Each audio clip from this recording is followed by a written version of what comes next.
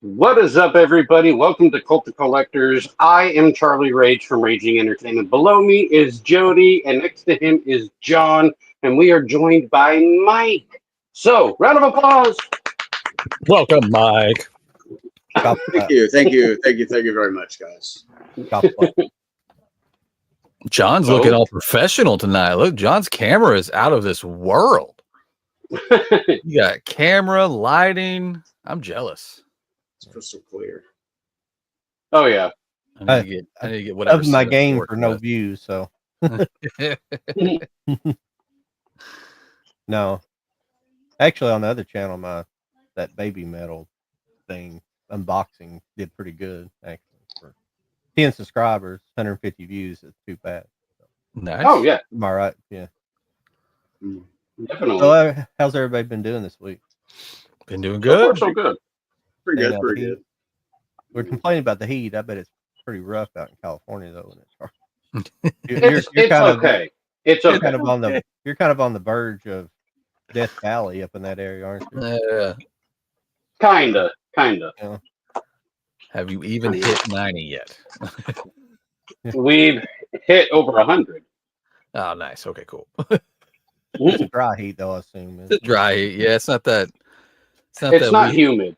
We hit 96, but it feels like 115. That's Yeah. That's Yeah. always fun. Yeah, that's the way it is here. Whew. Probably a little worse down towards your area, Jody. Yeah, it's been rough. It's been rough. Well, it's more humid out your way. Oh yeah. Yeah. Sticky. Sticky. So I haven't picked up a whole lot. I only picked up one thing this week, and that's from watching Mike's video. That's why I've got to be more supportive of my friends, but that's why I don't like watching your channels, because I buy crap. What'd you pick up? Don't go to my TikTok then. Yeah, right. That Jack Nicholson movie, The 5 Easy Pieces. Oh yeah, okay. Hope people can see it. Oh yeah. Yeah. That the reason it looks better is I got a new lens. It's just a fixed lens, so it just has like one focal length. So the camera's like 4 feet back here. So It's very professional. I know it looks good. I like how it blurred out the background. You're just gonna have to send me links to everything you're using so I can upgrade my shit. Same here. It's an f1.8 lens, so it's got a really large aperture. So I bought that so it'll bring in a lot of light to do low light. Like my game, I don't like a lot of light. Yeah. And I tried it out last night and it looks good. I wouldn't even run in these bright lights, and it works good in both situations. That's cool. That's a key to having a big aperture, so it'll pull in. Oh yeah. Yeah, I use my phone. I use my phone a lot, and you can do all that stuff. You can tweak the f-stop and do all that. Oh yeah, you can. Man, it takes forever to just kind of play around with it. You can get lenses for your phone too, actually. Oh yeah. Mhm. Be easier probably. Because you get it fixed, and then one little change in the lighting or anything, and then you're like, oh shit. Yeah. Doing like professional cinematography here. Right. Yeah, that's not the worst thing. Is the lighting, because I don't have expensive lights. They're key lights, but they're like the $30 for 2 of them from Amazon, and they don't like have a real precise adjustments on them. It's either they kind of go bright and sort of medium, and then bright. They're bright and then sort of medium, then not really. You can't really turn them down low, Yeah. But yeah, no, I would love I'm that. not buying big expensive ones until I've spent a lot on my other equipment, but over the years it's not all at the same time, So, Yeah. So. I would love to have a studio room. I'm gonna make this into something. It's a closet now, but I swear it's gonna be something. Turn it into your YouTube / office. Yeah, I'm gonna. It's a slow work in progress. I didn't even know it was a closet until you said something about it. Yeah, this door right here is a big giveaway. I'm gonna do a whole curtain thing on this side, probably that side too. I just thought you had so many movies are pushed all the way to the door now. You can't even get in your room with so many movies. I would love to be in front of my collection like John is, but the way my house is set up, it's nothing but children out there. So it'd just be a nightmare. I'd be constantly muting my microphone. Just y'all would just get me smiling and nodding a lot. Yeah, I hear you. Yeah, I remember the babies crying. Yeah. It used to be good times. At the old house, I could do it, and it was off on like its own little area, but it was still like there was no door to the room. But so that kind of sucked. But here, it's literally center of everything. But I was just going to start. Well, pretty much everything I brought out is what I've collected in the last year, so it's not much. Like I was saying, I'm just kind of getting back in. I'm not going to be buying lots a week, just a couple movies, maybe, just to have something to make some content with. But I did pick up some stuff. This isn't new. This is everybody saw that the Game of Clones. That's not, that's not a new thing. Yeah, the documentary on there is real good. I think I just bought the documentary by itself. You can get it by itself. Who did that? Severn? I think it was Severn. Yeah. The Severn. Yeah, I think MVD announced their Severn sale starts now, I believe. So somebody can probably go pick that up cheap. Oh, I love that set. Yeah, I picked that 4K set. Oh, see, I want that. That's in my wish list. That's a cool set. I like that one. Mm-hmm. Well, and they re-released them. I saw where they announced Teenage Mutant Ninja Turtles on it. Yeah, Arrow announced that. I snagged that up fast. That movie will look great. The first one will look great on 4K. I actually went and last Sunday I went to the theaters and watched that 30th anniversary on the big screen. I don't think it was the new 4K. I was hoping it would be, but some of the scene, I mean, it looked good. Don't get me wrong. I don't think I saw that one when I was a kid in the theater. I know I saw the second one in the theater. I don't think I saw the first one. I did. I feel like I did. I just don't remember it because it came out. The original came out on my birthday, so I don't know 1990. if I would have. Yeah. So, I saw it for my birthday. Yeah. The only parts that looked awful were like when they were like the like flashback scenes, which always kind of had like a rough look to them. But amplify that on the big screen, you were just like, oh god, it was so. I'm hoping this 4K transfer cleans that up a little bit because it always had a rough look to it, but it had a really rough look on the big screen. It's funny you say that because when I was kind of watching the cast for 4K, there's one scene like it's cleaned up, but the effects don't hold up, and it's when the faces are changing. Oh yeah. Yeah. Like, does it look better than it did before? Sure. But with the 4K, way more fucking noticeable. Yeah.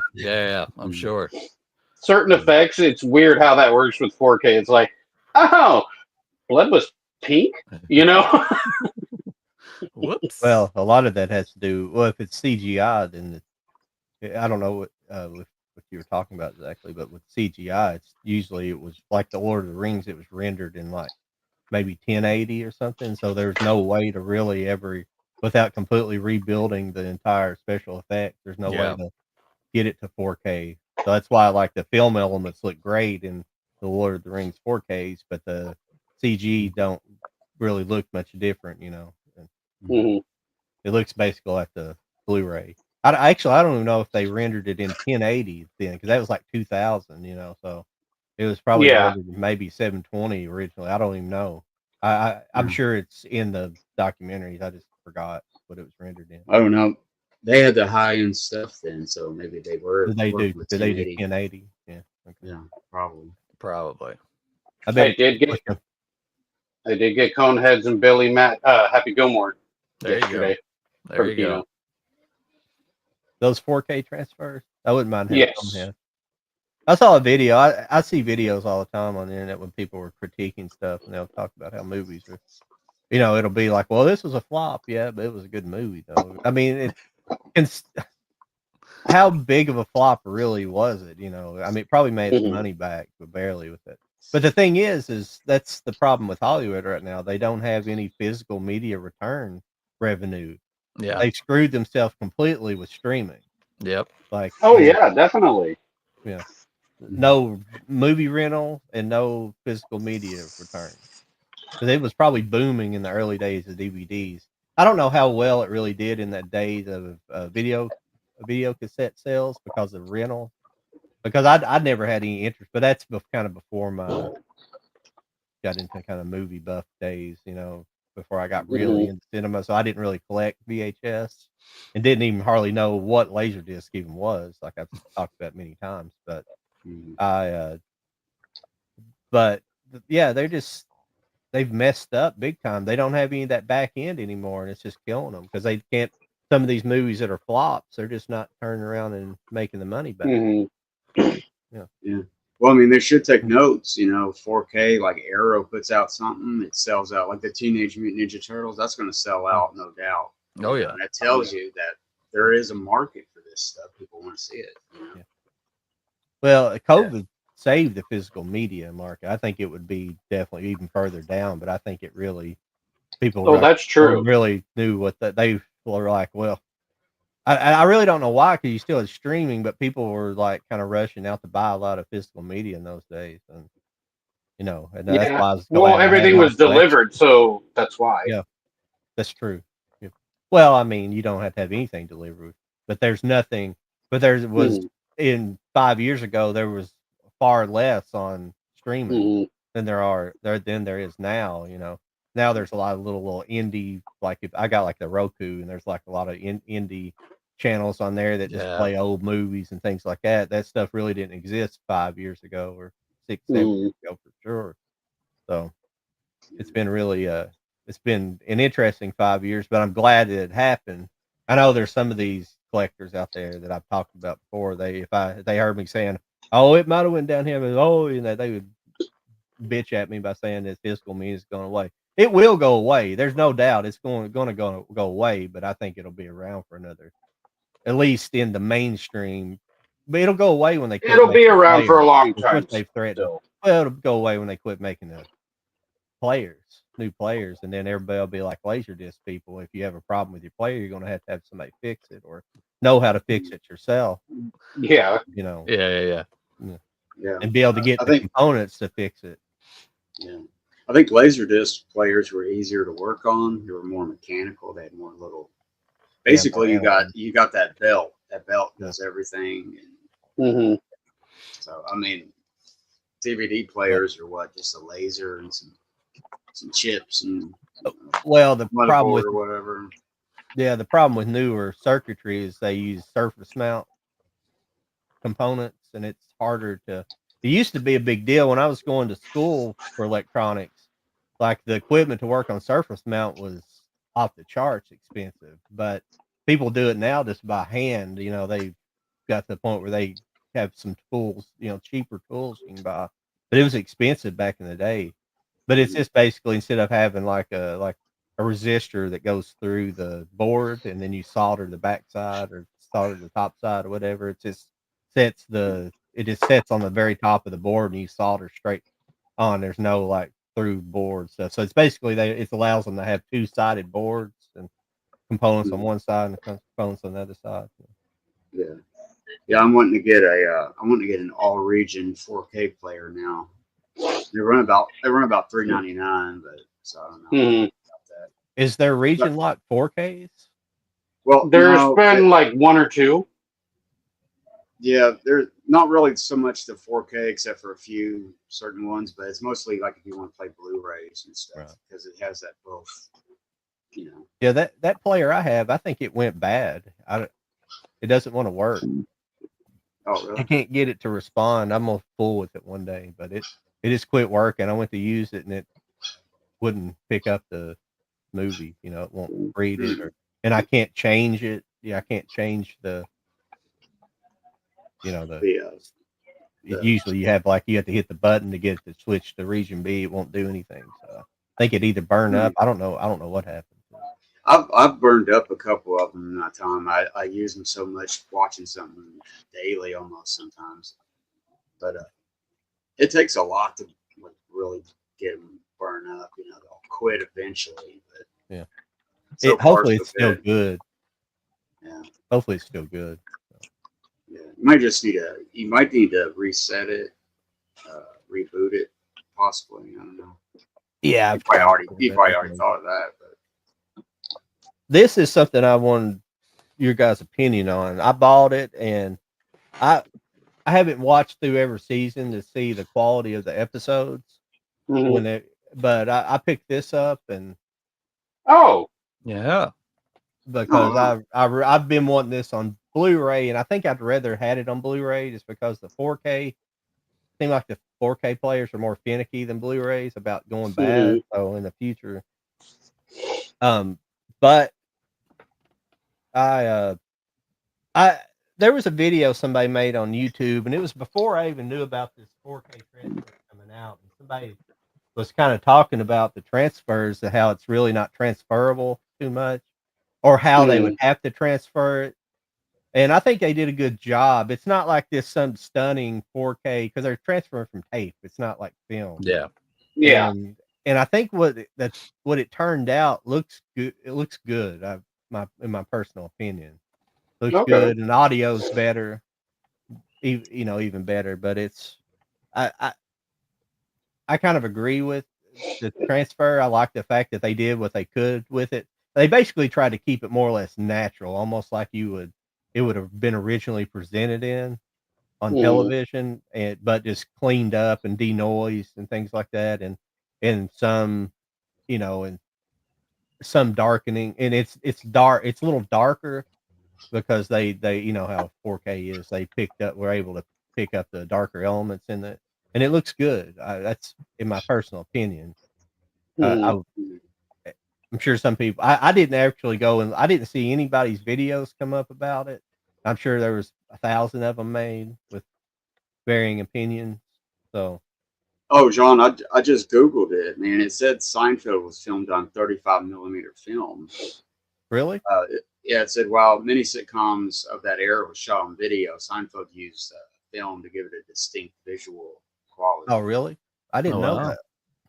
Yeah, What That's about cool. Friends? I Because I didn't know know. that got a 4K. yeah. Oh no, let me look at that one. Well, it could have been put in widescreen if it was 35 millimeter.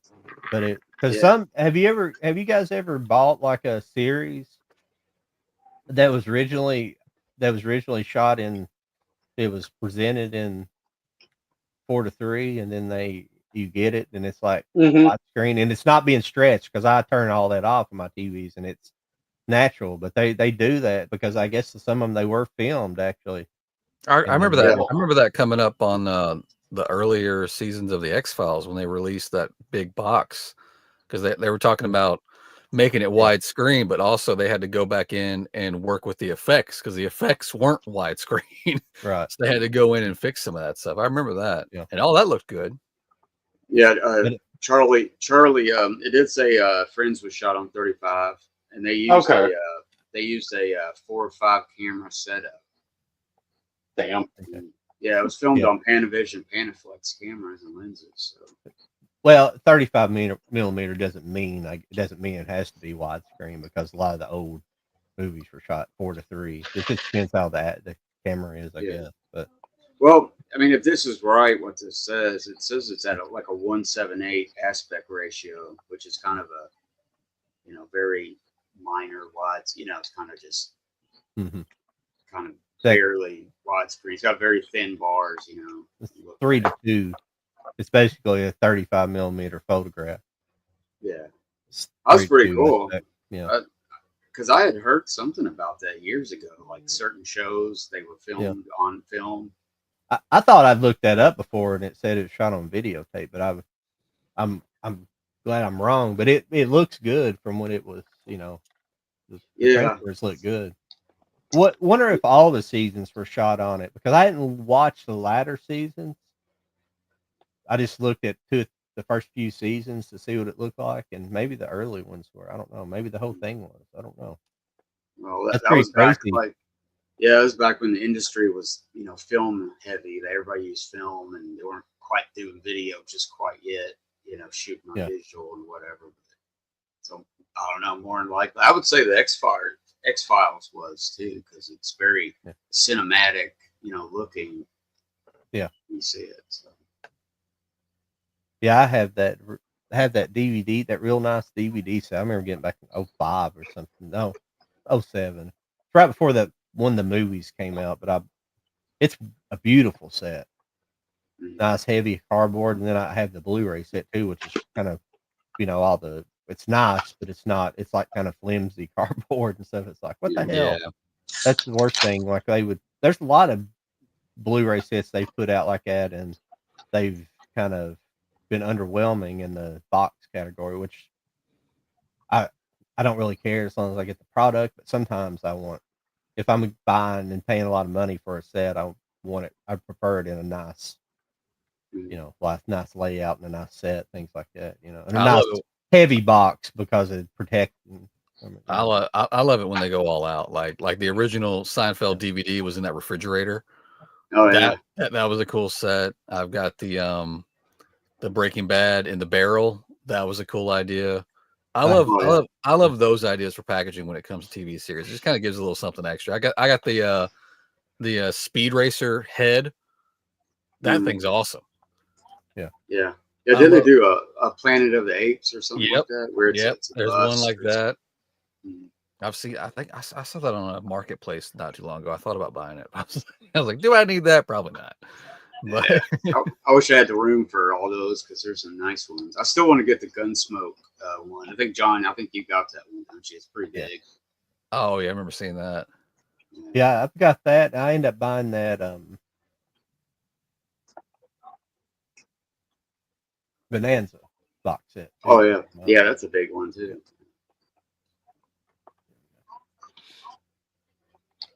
No love for their Simpsons Homer face. They went all out with it, the individual heads for seasons on the Simpsons. That was cool. Have they kept that going, or did they eventually stop doing that? I don't know. They probably stopped doing it. I think they had to run out of characters by now, surely. The Simpsons is. I only have a couple, maybe 2 or 3 seasons of it. Yeah. Early stuff, but it's so much of it.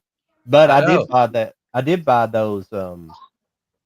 Walmart had them, but they were the seasons 1 through. Well, they're season. It's like seasons 1 through 10 or something of the South Park, and then 11 through 20 or something. But they're like they're the bricks. I bought those. And I have some of those seasons too. Several of those seasons in that era. But I thought pretty nice getting them all together. The first 20 seasons. Yeah, I mean, what is Simpsons up to now? Like 36 seasons? Oh God, at least. I think they started. They're almost to 40. Yeah, I think they were 89 when they came out, 1989. Yeah, 89, 90. Yeah. I need to find pictures of this. Aaron Paul. They stopped, but there was one season that was one big Homer face. It ruined the paneling for the rest of their. I remember that. Those releases were fun. I'll tell you, the one series release I should have never sold was the damn real Ghostbusters, the Ghost House. I should have never let that go. I had that. They did a steelbook version, which I never had, and they did a regular version. It was the same box, and I had the regular version, but that was a cool box. But it goes for stupid money now, just stupid money. Well, I think this box up this week, it's nothing special about it at all, but I've always wanted this though. It's the Beatles anthology. Oh yeah. Oh yeah. That's cool. Came out in like 96 or something. Yeah. It's really good. That's an excellent documentary. I have the laser disc of that. Did you ever get the laser? Yeah. Yeah, I never knew there was one. Yeah, I've always wanted that. I think I had copied it off TV or something, and I don't even know where it's at. So it's never been on Blu-ray yet. So I'm pretty sure I was working at a record store when all that dropped. I remember the CDs. We had the DVD sets. We had it all. Those things sold like crazy. Oh yeah, that's nice, John. It looks almost identical to the DVD. Yeah, but I don't remember where I found this at. But it's. Yeah, that's a heavy one. Yeah, it is. It's got individual sleeves. Mhm. I bet that's Pretty worth cool. some stuff, man. If you look it up, it probably goes for. It's pretty in really decent good price. shape too. I can't remember where if I found this in a store or I can't remember where I found it at.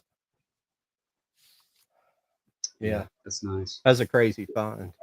Yeah, Peter Jackson did that one Beatles thing that came out a couple years ago. What's it called? Oh, something or another, where they're doing their rooftop concert and preparing. Oh for that. yeah. Oh yeah. Yeah, that's on Blu-ray, and I got that. I'm not like a big Beatles fan or anything, but it's a good documentary. Mhm. Well, John, on a good day, you could probably sell that for $75, but I can buy a brand new one right now for 10. So I don't know if you just want to hang on to it. Oh, really? Yeah, I was scanning through eBay and it starts off good. It starts off 75. I'm like, word, and it drops down to 35. I'm like, okay, here's a beat up one for 12. But then this guy down here says he's got a brand new one still sealed and it's $9.99. Mhm. I thought that's almost worth it just to have it sitting on the shelf, to be honest with you. Well, the shipping alone will probably be like at least $15 on that. Yeah. That's just a nice conversation piece to have up on the shelf. Oh yeah. Oh yeah. Oh yeah. Get Oh, yeah. back. Thank Get you. back. Yeah, thank Yeah. you, Aaron. Get back. I have Yeah, they used a bunch of Highway to AI stuff Heaven. on there. I always I have the remember Highway to Ruddles. Heaven Blu-ray set. Oh, that's awesome. I always remember the Ruddles version of that. And Oh yeah. We need I can't money or remember. something like that. Something like that. Yeah, We need yeah. money or something. But they do the get back. I always remember because at the very beginning, like there's a crewman in the shot, and I think the one of the guys like he's like kind of bent over, and he kicks him in the ass, and he goes flying off the side of the building. I love that movie. When does the Spinal Tap? Is it out yet? The new one, or is it going to be I don't- Netflix or I something think like it's September. I think. Yeah, Criterion's. Yeah, it's coming out 4K Criterion, I think. Well, the theaters. Did it even come out in theaters? Has it already come out in the theaters, or You was it talking about just going to be? part 2? Yeah, they're supposed to do a sequel, I think. Yeah, Something. the trailer. I saw the Shit, I trailer. mean, we're getting a Spaceball sequel. I still don't know how I feel about Sequel. that. That's the only thing they know how to do these days. Yeah, I still don't know how I feel. I about know. And Spaceball. today, what gets announced? Super Troopers 3. Did it? Oh, I thought. Yes. Oh, Super Troopers. Super. I thought you were thinking. Mm-hmm. Yeah, Spinal Tap 2 is coming out September 12th. Okay. I can look all this stuff up, but I'm just lazy. That's fun. This is what we're all here for. Yeah. Yeah, I forget what movie it was, had a trailer for that in front of it. It looks pretty funny. From now on, I'll start preparing a list of all the new stuff coming out. I gotta ask. I've got out of the I was- routine of doing that. Well, that's why we got Google at our fingertips. That's right. Yeah. I gotta ask though. Google. When it comes to this movie that I'm about to ask, I want your guys' opinion. Because I just recently watched it, like all the way through the first time. Even though I know of it, seen clips of it. Battlefield Earth. What was it? Battlefield Earth. Oh, Battlefield. Oh my God, I haven't seen that in forever. I didn't like it. Yeah. I remember not liking it.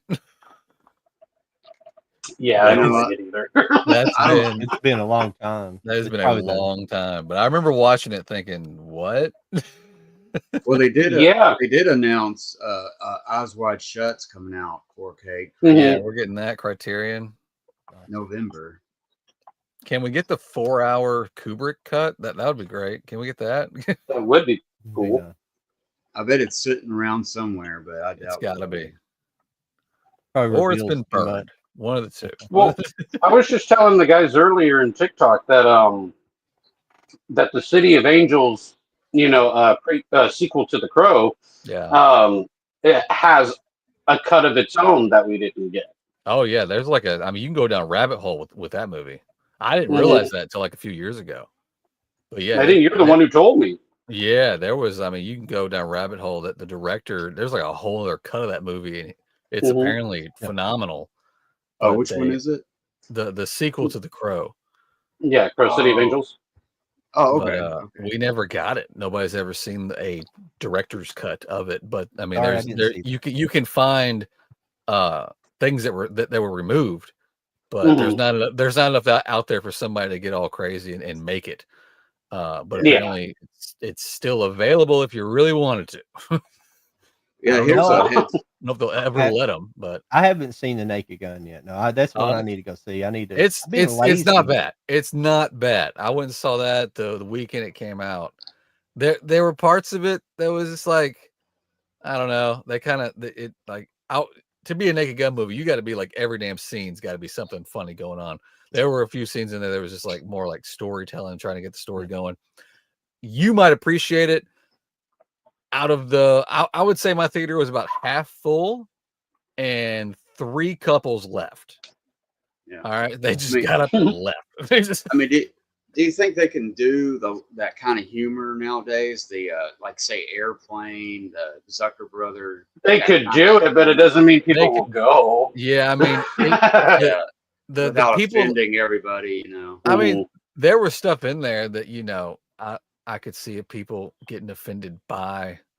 But if you're going to see this movie, what are you doing? If you're that easily offended, why are you even going? Yeah, but see, that's the whole thing, though. It's like yeah. it's like people just shut up. You don't like it, don't watch it. You know. But There is John, you'll probably appreciate this when you see the movie. There's a TiVo joke that goes on way too long, and that's what makes it funny. TiVo. Like, it was a TiVo joke that just kept rolling, and I'm just like, are we still talking about TiVo right now? Well, a lot of people are like Liam Neeson, and if you had a problem with Liam Neeson, being too serious, you didn't know who Leslie Nielsen was. He was not a comedic actor before, No. Airplane and the Police Squad files. From the files of Police Squad before that show. He's a straight, he always played pretty much straight roles. He didn't play comedic roles except just being in the whole hilarious movie Viva Knievel. But I mean, well, what's that one movie? It's not Grizzly. It's something from the '70s where he rips his shirt off and he fights that bear or something. What is that movie? Yeah, is he in Grizzly? He's not in the one made by what's his name from here in Kentucky, is he? No, it's the other movie. I think did he make that movie? I can't remember. I'm sorry, I don't remember his name. That's bad not knowing the Kentucky director's name, but I always forget his name. Oh, me too, man. He did a movie with Pam Grier too, filmed in Louisville, but I can't think of his name. Yeah, but as far as what Aaron's saying here, I think it was maybe partially funded by Scientology. Aaron's or all fully over it. funded by Scientology. It's Grizzly Adams. Yeah, he's a Grizzly Adams. Grizzly Adams did have a beard. Yeah, the TiVo joke, and the hot dog bit was good too. That was another bit, just kept going. There, I'm just like, we're still doing this. Okay, all right. Yeah. Oh crap! I've been. I've never really said anything about watching reaction videos because I'm kind of trying to do some on my channel. I'm going to do some here and there. Mainly because I found out that you can do them completely unedited through Patreon, and hopefully one of these days Patreon's working on like live, so I'd like to be able to do live streams there and watch movies. As long as it's behind a paywall, it doesn't matter about copyright. Yeah. You can do that through Discord. Yeah, but I've been watching these. They're Vietnamese girls. I found them because I started having these reaction videos and come up, and it was like some of them were like, I don't know if you've seen them. They're like teenagers reacting to video games from the 90s or 80s and 90s, or reacting. So it built up, and I finally got to some people doing movie reactions, and they were doing. A lot of times it's like little bit parts. They'll like somebody will compile a bunch of people reacting to the same scene of a movie, like the Holy Grail, Monty Python and the Holy Grail, or something like that. So I found these Vietnamese girls. There's two different channels. There's Asian Angels and there's Movie Munchies. But so I follow them on Patreon and watch their reactions. And they did the Naked Gun and stuff. And what's funny about it, it's almost like getting it's like it's weird because you get somebody that they don't get all the jokes because it's there's pop culture and references to people sometimes that they have no idea about. I get just about all of it, just because of my age, but it's just funny that they did Naked Gun, and I always laugh at that one. They probably didn't really get. I always laugh at the scene in the first Naked Gun where Lisa Marie Presley, she's climbing up the ladder, and he's like, "Nice beaver." And she hands him down a beaver, a stuffed beaver. Yeah. That was the callback popcorn bucket. Did you see that? No. The freaking popcorn bucket the popcorn bucket for the movie was that beaver, and it says "nice beaver." Yeah. But and like that, you see the beavers in the movie like in a passing scene. They don't say anything about it. But the fact that they made that the popcorn bucket, that's such a deep cut. It's not even really about this movie. Yeah. Oh, I found the movie was Day of the Animals. Day of the Animals. Okay. And it was directed by William Girdler. I thought he was in one of his movies. Yeah. Have you guys ever seen Viva Knievel? That's pretty. I don't think so. It's just hilariously bad. It's Evil Knievel actually plays himself in the movie. And, oh no! Oh, I think I know what you're talking about. And it's just a cavalcade of celebrities. Everybody else. Yeah. Like Red Buttons is in it, and it's got crazy, like people won Academy Awards. But Riff Tracks does it, and that's where I first saw it. I never even heard of it. And Riff Tracks does it. I mean, it's a great Riff Tracks. When they get a hold of a movie like that, it's just funny. That's a good one to find. You might be able to find it for free on YouTube. They have some, but yeah, but I picked up a DVD copy of it just to have a copy of Viva Knievel. That's funny. Of just the raw Viva Knievel, not the Riff Tracks. Yeah. Who here has seen the movie Geely? Hey, what's up, Justin? Geely. Thank you. I don't think I have.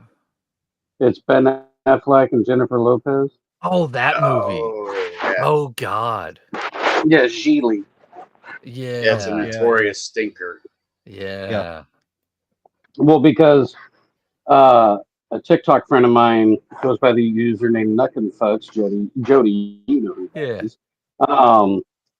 The last day or two, we had challenged each other to watch both a horrible movie. And so he's the one who gave me Battlefield Earth. So that's why I watched it, just because he said, you watch a bad movie, I'll watch one. And I said, okay, I want you to watch that Crow remake from last year. Oh, no. And he had to rewatch 3 times because he kept falling asleep the other 2. And so the third one, he finally got all the way through it. And yeah, he did not like the film at all. So the new one I have to do is Geely, and the one he has to do is Only the Strong. Oh. Yeah, and y'all just get back together and cuss each other? Is that the plan? Yeah, to some degree, I'm sure it's going to get like that, but yeah. But Only the Strong with the capoeira, where it's almost like a Karate Kid meets Stand and Deliver, Jesus. From the 90s. No. Funny enough, it's the same guy from from Iron Chef / The Crow Stairway to Heaven who plays Eric Draven. Yeah. That guy. That actor, yeah. The first time. Yeah. Are they together now?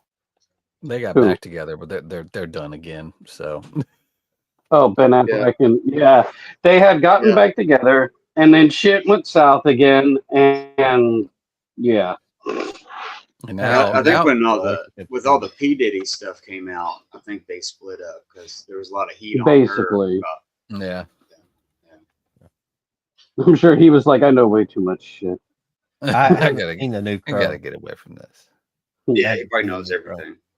It's What'd you okay. say, Yeah, Jim? I've been You don't missing. have to I've been watch it. I've been missing out of prime movie theater, going to the theater. Whether with hot as hell. That's why I used to love going.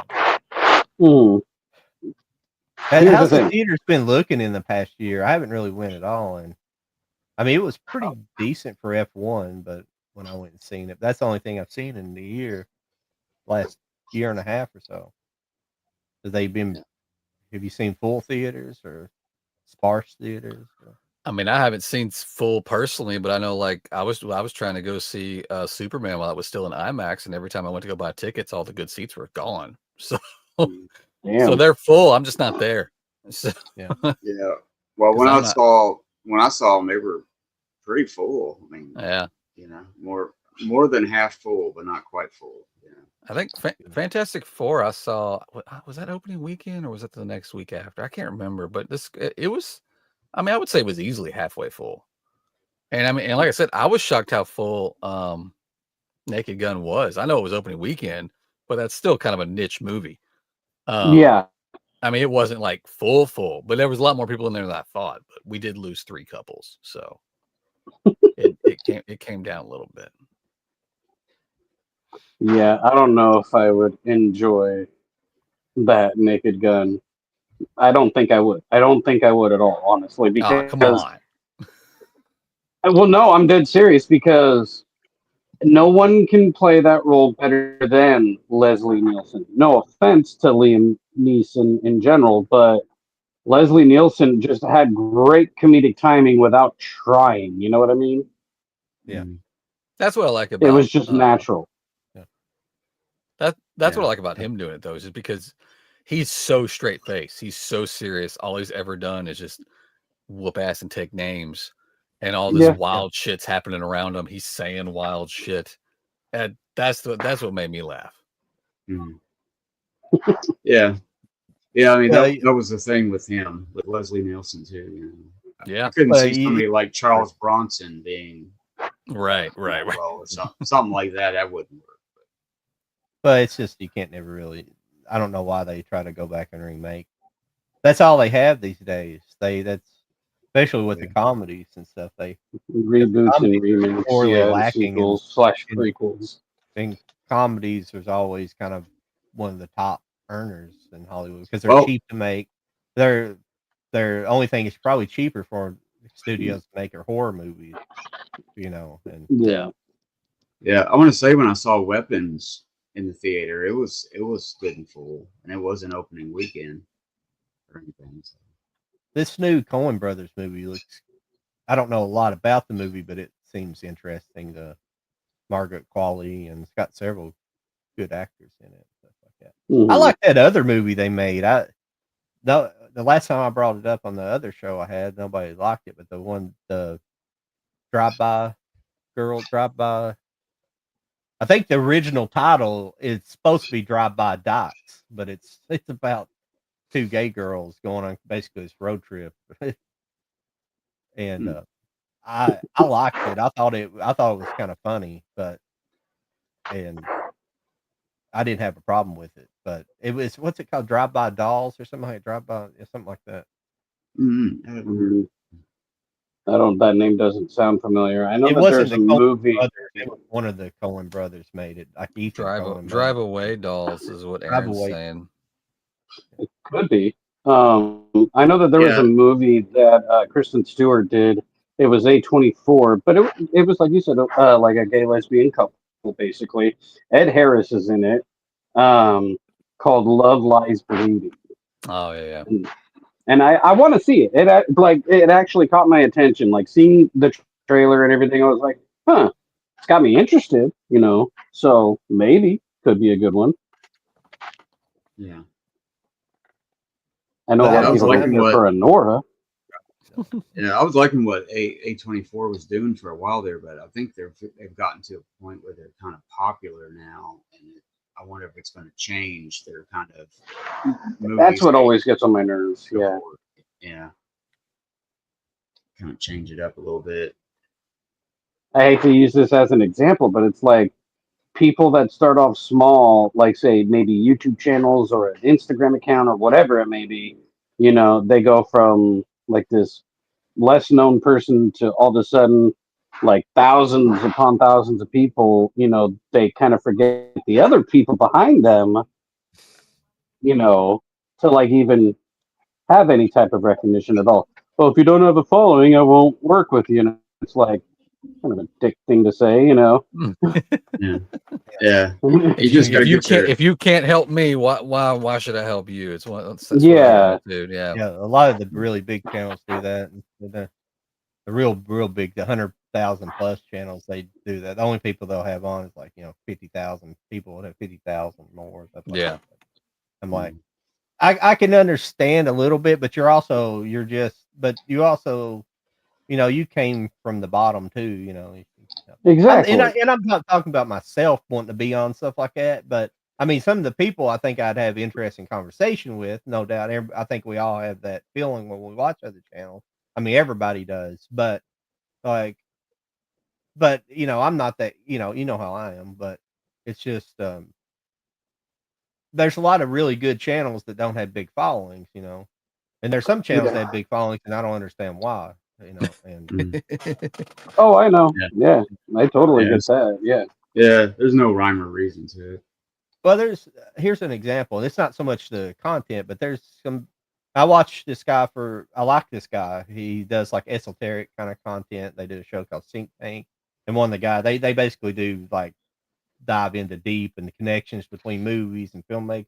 The really crazy stuff. That it's not necessarily true, but it's just really coincidental that things are in other people's movies, and it's weird esoteric stuff in movies. But Hmm. like his channel has like 100,000 people, but his live streams never get. They're always less than 100 people, and then when I first started watching, they were getting less than 50 people, and then I was like, something not right here. I don't know if Oh, you're yeah. buying subs or something, or I don't know. Well, they He encourage that doesn't. all the time, especially on Yeah. TikTok. They're always saying, hey, like, pay this much to get more views or to get more followers. Like, what's your goal? And it's like, Yeah. why can't I have it organically? Yeah. Yeah. Well, it's not a good That's how thing everybody to built it buy. to begin with. It's not good to buy subs anyways, because if when you buy subs, apparently it could be anybody with any interest, and so you eventually you spend a lot of money buying subs. You have a lot of subs, but you won't get any views. The views is what Mhm. matters. You can have 3 fucking subs, but videos might be getting 100,000 views. I mean, I know that's crazy, but it's possible. But the views is what makes you money, not fucking subs.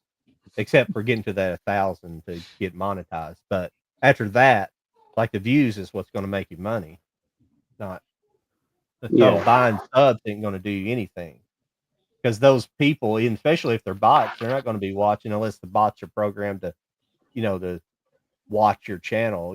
Basically AI give watching give your it a shit. view, Yeah. give it a view. So yeah,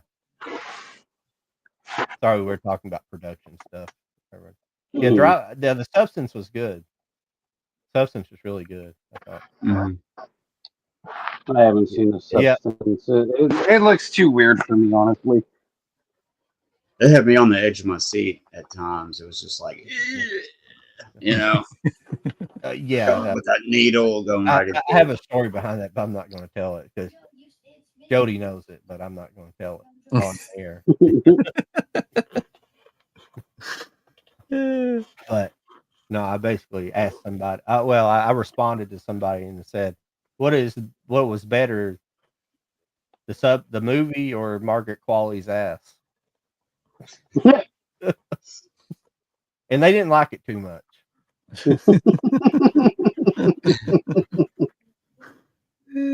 Sorry, I'm getting behind on our chat here. Comments.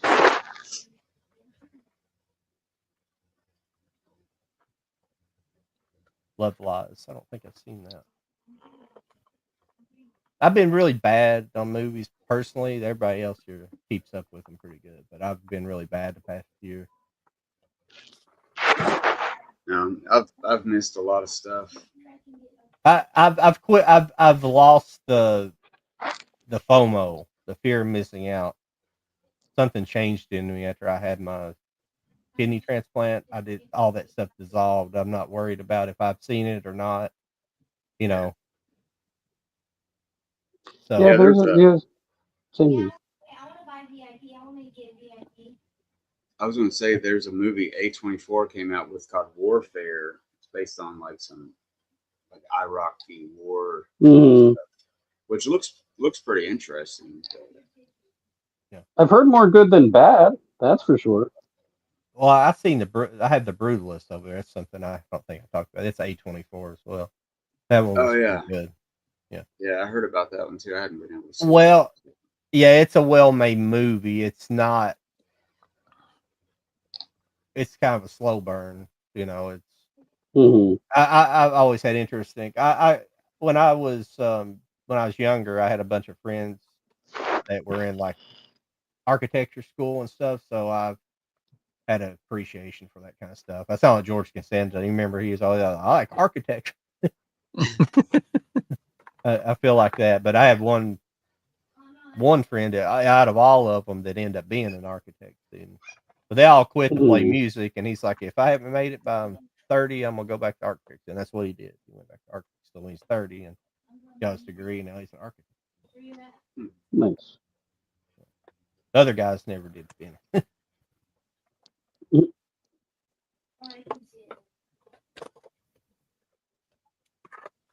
I have the Texas Chainsaw Massacre 2003 4K coming next week.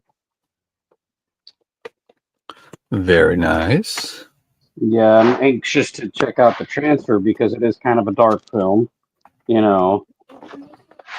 But I'm anxious to see the transfer. I'm definitely anxious to see that because that I love that rendition of Texas Chainsaw Massacre. That was like one of the very very least few that you could call a really good remake. But it was almost like to the exact T of the original, just upgraded with modern, filters for camera lensing and actors. That's about it. Mhm. They barely changed anything for it. So to me, it worked really well, and most people would agree with that. That's Arrow is putting that out, right? Yeah, Arrow's doing that one along with Texas Chainsaw at the beginning. Oh, that's right. That's right. Like Yeah, I thought about getting that, but I don't know because I know I don't love every single Texas Chainsaw Massacre film. I know I'm a completionist at the same time, but I still never bought that one that came out from Vinegar Syndrome, which was Texas Chainsaw 2. Oh yeah. Yeah, the one with So, Dennis I mean, Hopper. yeah. Yeah, That I one don't was think there's a way to wild. buy views. I'm sorry, I'm just trying to answer that real quick. Move on. Yeah, I don't think there's a way to buy views, as far as I know. It's not even good. They say it's not even good to have like even your family and friends to go. If you make a new video and say, "Hey, go watch my video," they say it's not even good for you to do that. You want it all to be organic view, like because I don't know how it can tell the difference. It's still organic viewing. I mean, I don't Yeah, understand I'm that just at going all. by people. I'm just going by YouTubers who know it. So Yeah. big channel. I don't even That's just try to things. I'm not understand saying the that's right or algorithm. wrong, Charlie. I'm just saying I don't know. No, I know. Yeah. YouTube But and their algorithm. yeah, it's stupid how it works. The worst thing about YouTube is like what hurts me is that I like to have a bunch of different things, but YouTube wants you to do one specific thing. Like I mean, like Mike does the right thing. Like you guys like Mike's channel, he gets good views. I don't know about that.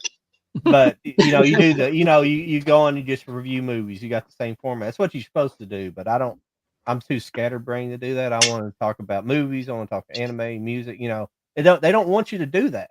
I mean, you can kind of start getting away with it once you have a large following. You can kind of get away with it, but it'll still affect views. It's stupid. It's like but they want it like TV. They want you to go to this channel for this, that channel for that, the other channel for something that that's what they Yeah. want, and that's why they do it. But it sucks because you can't. It's almost promoting like what's the word for it? Mediocrity, almost Mhm. instead of exceptionalism. Mhm. I just do what I want to do, and I don't care. And that's why I'm slowly going up in subs, and it's like one day I'll get to 1K, and I'll be like, woo! Well, We did it. I do better on TikTok. I'm not gonna lie, I do way better on TikTok than I do YouTube Yeah. or Instagram. Don't get me wrong, my Instagram has a couple thousand, of course, of followers, but it doesn't hit everybody. It only hits a few people because whenever I post, it's just a small number of people that really at least react to it, if anything. Yeah. I seem like I get the same. Like I have, I guess, a small following of friends. I guess that kind of come back, which is good, Yeah. But What the movie. See, that's the thing. I like the movie, but I was making a joke to somebody, and the person I said it to apparently don't like jokes or don't get jokes You mean understand anymore. them? Anymore. there's a lot of humorless people out there nowadays. Oh yeah. Well, did she?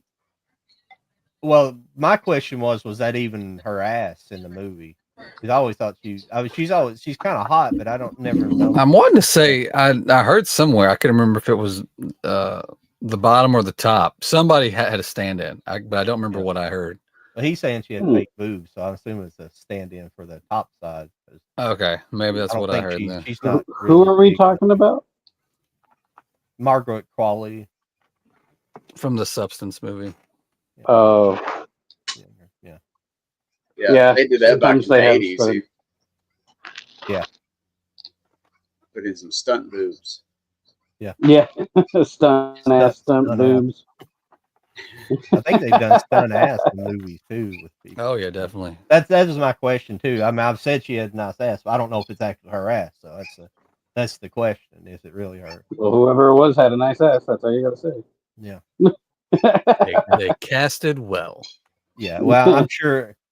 Like that's a drop in a bucket in L.A. Probably. Well, it's like Seth Rogen. You can probably find the nice ass, but the rest of it, kind of the butterface thing. So, That's what's funny about that is there's somebody that's got a manager for their ass in Hollywood. Yeah. They want to use you for this role, your ass. Bring your ass in here Monday morning. It's like the hand models. It's like, no, I only got one good thing. I need you to manage it. It's like Seth Rogen said that if you want women that have no issue being naked on film, like in movies, just hire, strippers and porn stars. Yep.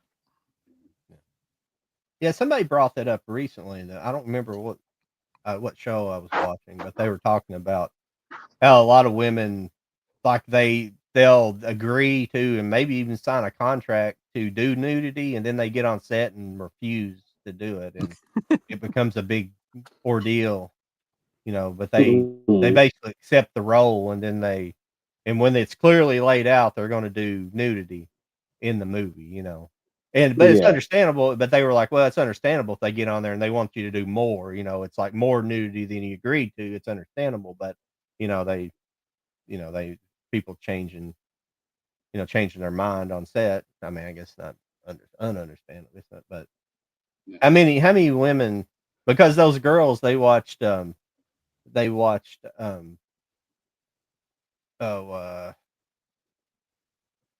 the Schwarzenegger movie with Jamie Lee Curtis? Fucking True Lies. True Lies. Excuse me. Yeah, they watched True Lies, and that scene with Jamie Lee Curtis comes up. They're like, it's, and I mean they're not like innocent girls either.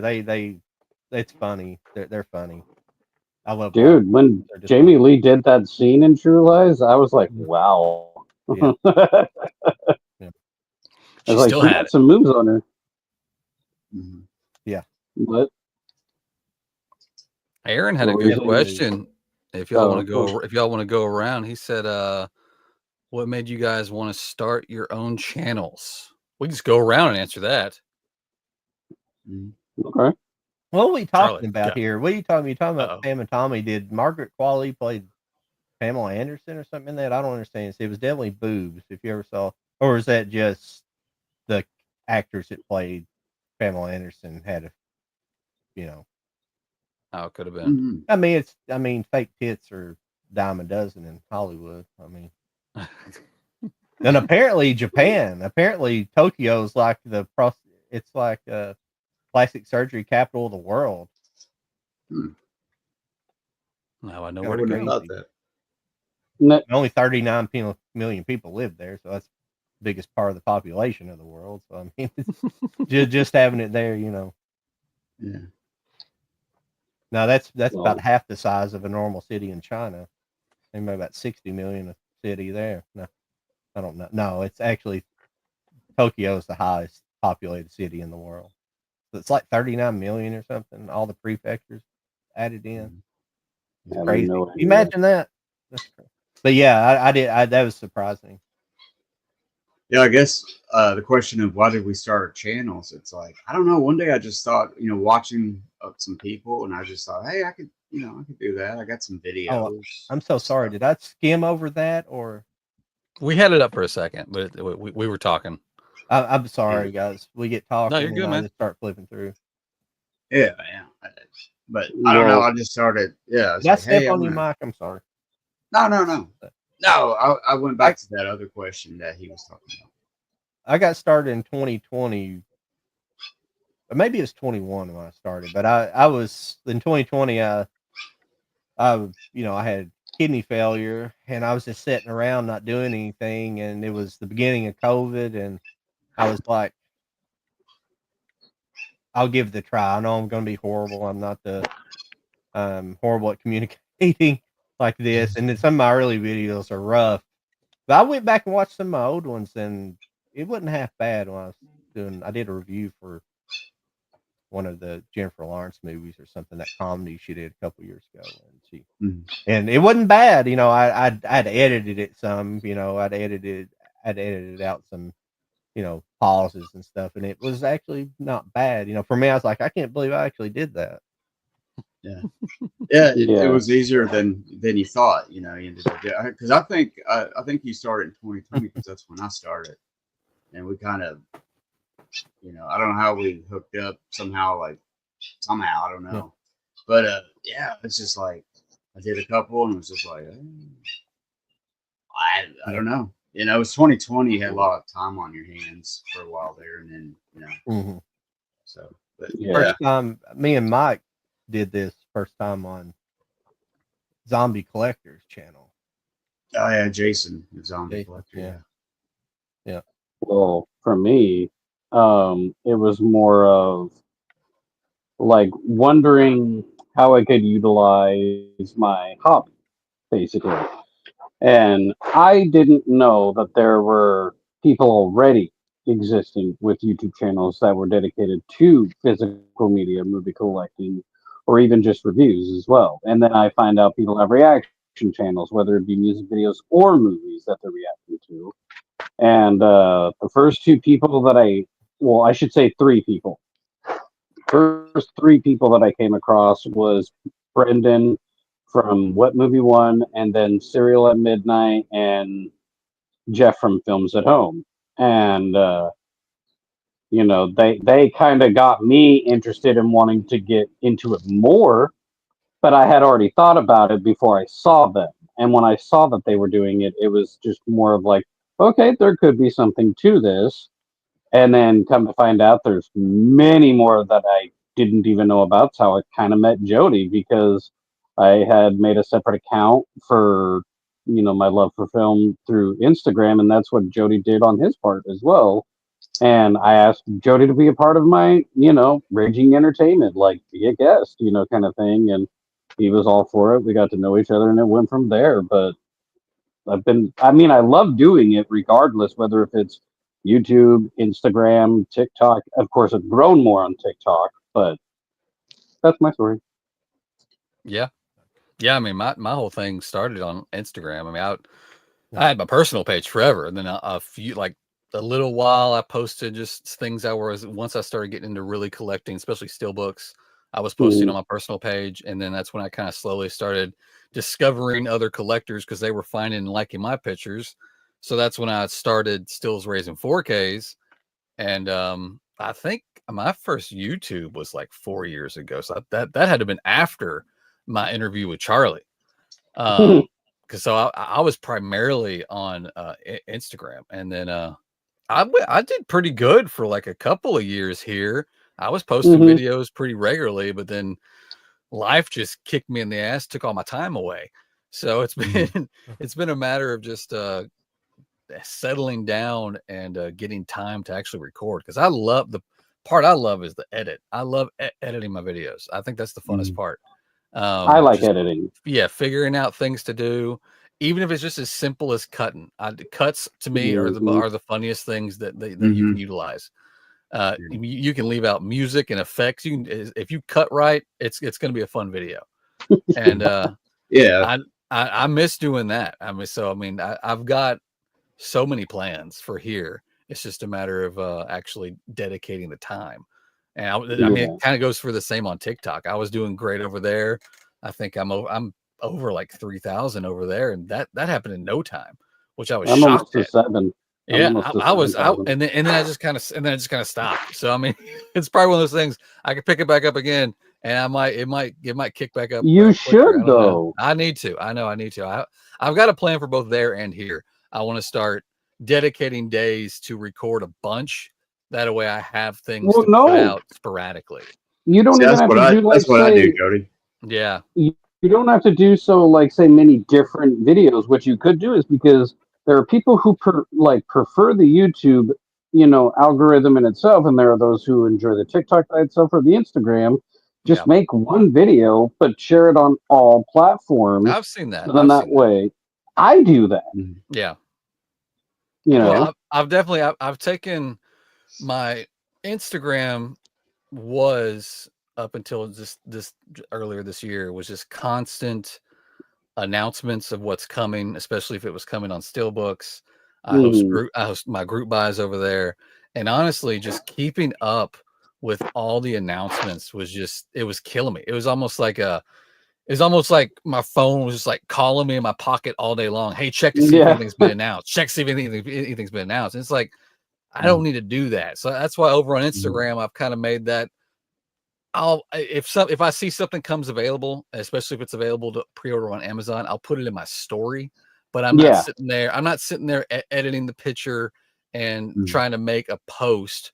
So my Instagram now is like 90% just group buy announcements.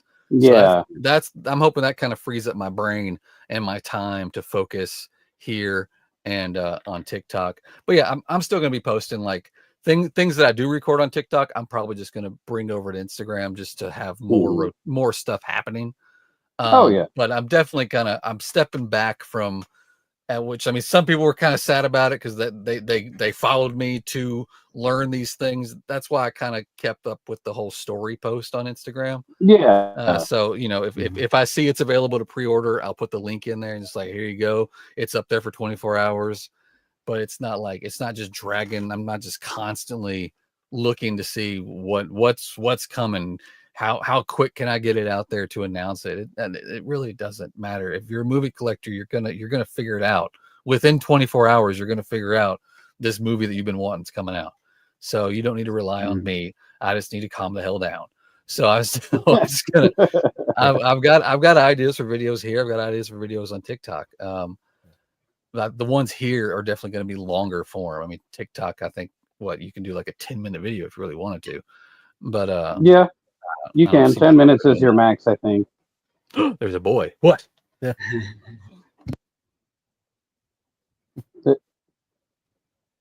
Well, I know that it's like 6:10 over here. I'm gonna go ahead and call it early for me because I am gonna check out that movie, so that way I have time because I do work tomorrow. So I will catch you guys later.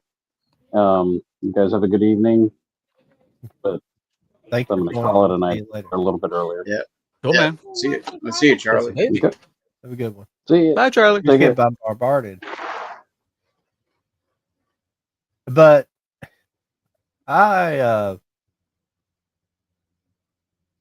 yeah, I didn't know really what I wanted to do. I was kind of the way Charlie was, I didn't really know the extent of physical media collectors on YouTube. I knew they had to exist. I just didn't. But I kind of started making videos before I even looked and find them. And then when I started doing, when I made a separate channel, well, a separate page on Instagram, and then started trying to follow collectors. That's when I started finding people.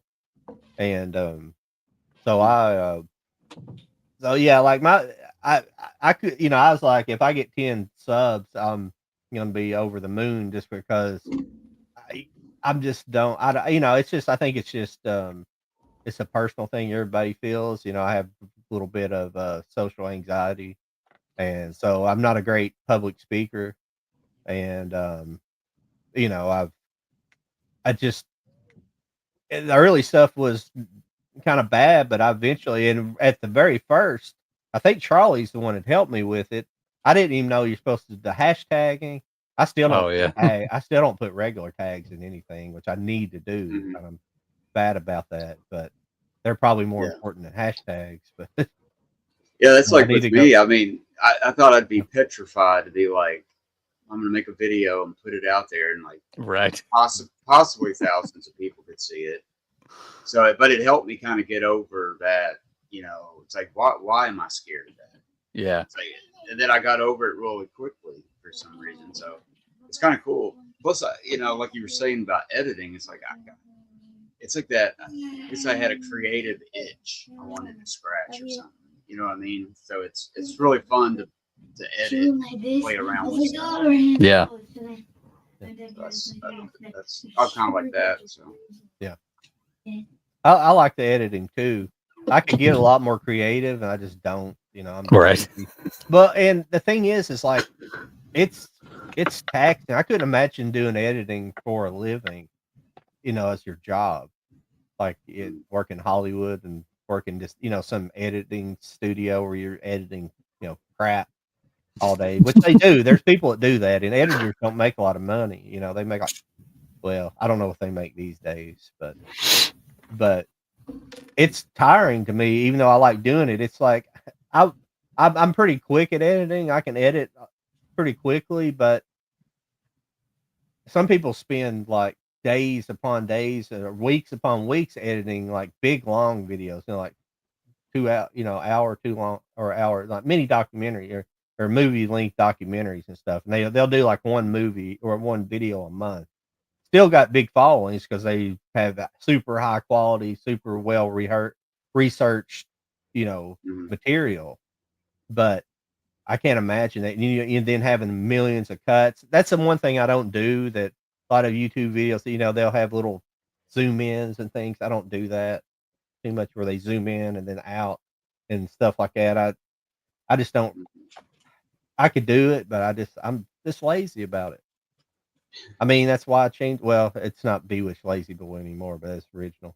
I changed it already. I'm always Oh, changing. okay. Yeah.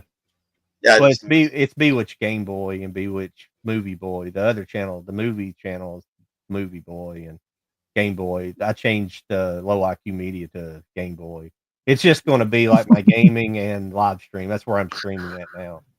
Yeah, It's that confusing. makes sense. Yeah. Yeah. I mean, I've known some YouTubers that just completely quit making videos because they were spending too much time editing. They were overthinking it. Yeah. And like me, I just kind of off the cuff, and I'll make mistakes, and I don't care. I want to keep it fresh. Like right now, like we're just talking, and I could say something and be like wrong, and I'd be like, oh man, I'm sorry I said that. I was wrong about that. You know what I mean? But it keeps it real in a way. You can pace your video. I've learned this from some of the people. You can go back and make tiny cuts where you'll have like a pause, like I just did a pause. I was like, when you go, or something like that, you can cut that down. And that little cut down makes a big difference in the flow Mhm. Yeah. Yeah. Yeah. in your video. even if you have a slight blip or if you've moved around a little bit, even if it's just a Yeah. little bit, you can actually throw a little transition in there and it'll smooth that out. You can't tell, but Yeah. like a fade, like a dissolve or something like that, you can throw that kind of stuff in there and you can't see it as bad. But that's if you want to get real detail. But a lot of times I try to, like when I'm doing something, I try to stay fairly still. So if I have to cut like that, there's very little difference in it. But that those little pacing cuts help a lot, especially with reviewers. But it's not like I'm getting massive views. Like I know what I'm talking about anyway. Yeah. But Yeah, I mean, I wouldn't even say I'm really that much of a reviewer. I mean, per se, I'll just talk about kind of what I know about it off the cuff, and not really. Sometimes I'll research some stuff, but I don't know. I'll just keep it fresh, keep moving with it, and just yeah. I don't know. Yeah. So sometimes I'll have like a kind of a dog crap video, and sometimes I'll have a pretty decent video. I picked this up, Mike. Ooh. Oh yeah, Andy Griffith. That's How many discs is that? big box set. Oh wow. It's like 8 seasons. I'm sorry. I have them all on DVD. I bought them all on DVD like right when he died. I think I started buying them before, and then like we're right in the middle of buying the sets. He died, and I was like, I better get the rest of these. So I bought the other 4 seasons or whatever on DVD. So I have it on DVD. But these days, I'm not getting rid of anything like I used to. If I bought some on Blu-ray, I would get rid of the DVD or something, or not so much as DVD movies, but like some of the sets I had. So I got rid of the Prisoner box set, that nice cardboard set, and then they released the Blu-ray, and it's just like one little regular like Blu-ray. It's not even it's not really a set. But I recently found it was going for like over $100 for a while, around $100. And then I found somebody selling a really good copy for like 35 one day, and I bought it back. And it's a good clean copy. And I just wanted it because it's a nice set. It's nicer than the Blu-ray set actually, but not so much quality, the actual transfer, but yeah, depending on what it is, if I upgrade to Blu-ray, Yeah. I might get rid of the DVD or something, or the like 4K. Like if the 4K comes with the same Blu-ray, I'll just get that Blu-ray. But I picked this up depending on what it also. is. Oh yeah, I Love Lucy. I just don't know how I feel about those chunky brick sets. I see them all the time at Walmart. I'm just like, I don't know how I feel about those. Yeah, Well, I have a Twilight Zone like that, and it's kind of hard to when you want to find a disc. You have to really flip them out and be like, oh, that's because they're like stacked on each slip. Yeah. I like it because hopefully I'm not getting behind on this. I like them just because you got it all. And that's the whole point. I want it all. I know they are a pain in the ass. I do have some like that too. I have like the original Twin Peaks set, the first, the first and second season, the original, which is a nice set. But they also re-released the first and second season and the newest stuff that came out a couple years ago and one of those bricks. So I bought that too, so I could have all of it. But and it's the same way. It's weird how they layer them. So then the most annoying ones are the one where they're like multi-stacked within one tray. Like there's like 2 or 3 discs on like one tray in all of it. And when they're really trying to squeeze a lot in there, that's the annoying thing. But other than that, I don't mind buying them because they're just because you get everything and they're pretty, and it's in a decent case. Like the plastic cases are nice. You got a fairly well protected case. It's not like it's not like Married with Children. It's like everything's like all the discs are stacked on 2 spindles. Because recently I bought well, not recently, probably a year or 2 ago, I bought some cases on YouTube, and I put them all in just like brick style cases. I think I have like 3 or 4 of these little like folders that hold, I don't remember how many discs, but I put them all like that. So they were the good thing. Well, the good thing about that is it takes up less space. If you got a space issue, because some of those big deluxe ones have individual seasons. And you got the artwork and booklets and whatnot, swag with it and stuff. But But I think a lot of the CBS label ones do those bricks a lot. I think you asked me about this, Mike. Somebody asked me about this, and I end up buying it just because it's all of it. You know, it's not just the seasons, and it's in a little bit nicer. But I bought that Three's Company set. Oh, okay. Yeah. And the worst thing about it is, did you ever see it? Has anybody ever seen anybody break it open? Well, it is a brick. It's kind of generic. I like the cover on it, but What is that? Is that Mill Creek? who did release? I want to say it's Mill Creek, but I don't know. No, VEI. VEI. Okay. Yeah, I don't know who that is. But this is what you get. Oh, the sleeves. Just a stack of sleeves. Yeah, Oh, but those are frustrating too. no, they're folder sleeves. It's all together. Oh, okay. But That's it's actually not that bad. But Mhm. but you get the ropers with it, and you get all Three's Company. But that's the reason it comes all together, and I don't know if the original set had like the kind of the individual artwork on each disc. Maybe these are just the same. I can't remember. I have that Mill Creek set or whatever. That one that's like where they have like 20 episodes on one disc, like super compression. You know, the ones that come in the little the cardboard sleeves. And I got a couple from Mill Creek. I think there's like a Western one or something, but they're dual sided flipper disc. You know, they got like two movies on, and then it's inside one of those little sleeves and stacked in there. So it's like so you're taking all this stuff out. You're looking at this one, you're looking at that one because you don't know which one it's on because you got to keep looking at it real small. That's like the good old. That's like the good old. Do you want to watch the standard or the widescreen version of this movie? Which one do you want to watch? That's exactly what it is. Like, but then they have, you know, you got that what do you call it? You know, you got the savings plus you got whatever it is. You got all of it, but that's I guess the trade off. You know, for whatever you're looking for, price point or something. You know, and collect. But then they would do a good job on their Blu-ray sets. Sometimes they would be not. Yeah. But what was weird about those sets, and I think the Three's Companies like this. I got several of them. I don't remember. I got a few of them, but they have like this hard cardboard outer, and then that cheap flat on the top.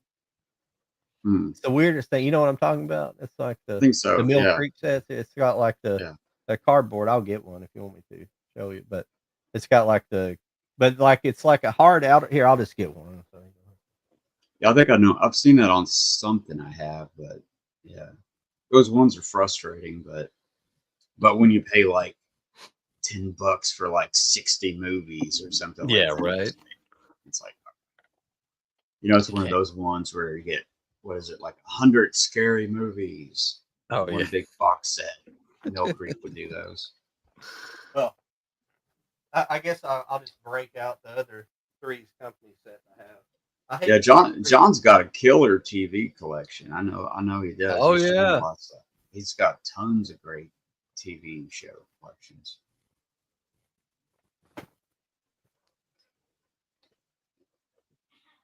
But it's this Three's Company set. This one isn't bad, but see the outer's hard cardboard, and then the top is like a little flimsy. It barely stays shut. This does it better. Slide out? This one's better than some of the others are worse than this, but it does. But it won't stay completely shut, and it's just everything's top loaded, you know. Oh, top loaded in those. Oh no, I guess the originals were not. See what I was saying? They're just cheap. Yeah. Printing, you know. Oh no, some of them are printed. Yeah, I got a film. Season. Yeah, I got a film noir set from Mill Creek like that, and so, but it's still one of those dual, you know, discs and stuff. You still gotta look at. I hate having all this stuff, but I just don't want to get rid of it anymore because it's cool having the variations like that sometimes. Even though it's not like a Blu-ray set or anything like that. It kind of sucks. Yeah, I mean, if I had the room, I would I would probably never trade off anything. It would just be this big collector of I don't really stuff, have you the know? room either. It's just He's making. I wish there was a way to thin down on put them in like different kind of folders, but I don't want to get rid of the artwork, or compromise the Mm, artwork in any way, or at least yeah, the inner sleeves and things. yeah. That's where I'm at on But that. I'm starting to run out of room. I'll have to get to the point where I'll just box some things up and put them in nice plastic boxes. Hopefully Yeah, preserve them that way. yeah. Yeah, as long as you keep the temperature on them good, don't put them out like in a hot shed or something in the heat in the Yeah. summer, that might make them come apart sometimes with the glue. Some of them Warp are them a little bound by bit. glue. There you are. Or a lot of moisture, places going to be susceptible Oh, yeah. to a ton of moisture. Moisture, yeah.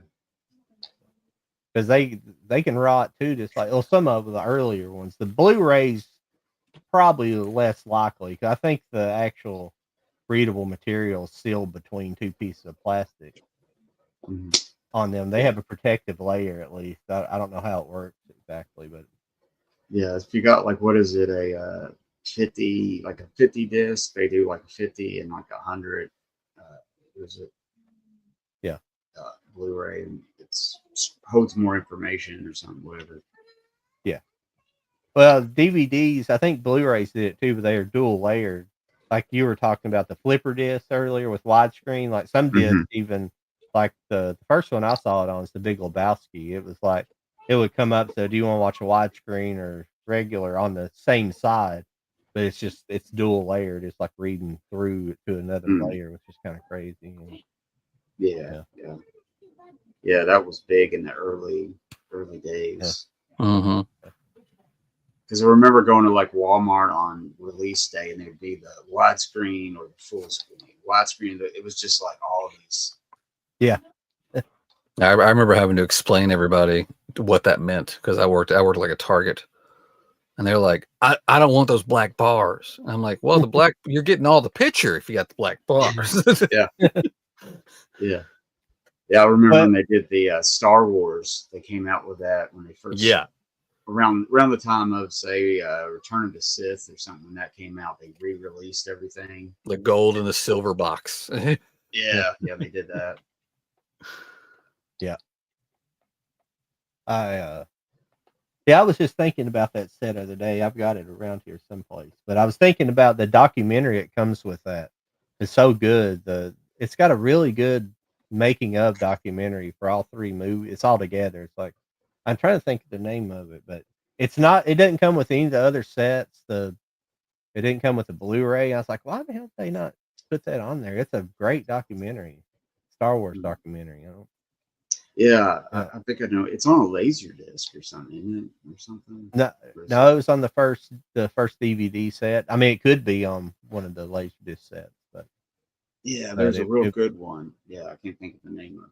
Yeah, but it's on that first, at least the silver one or the gold. I can't remember if I had the silver or the gold. I can't remember now. I think silver was widescreen, and then the gold was the full screen. Okay, I had the silver then. Yeah. It's a good way. At least that's a good way to know if you're looking at a used store or something. Yeah. Like, there's some go. Oh, stay away from that shit. Right.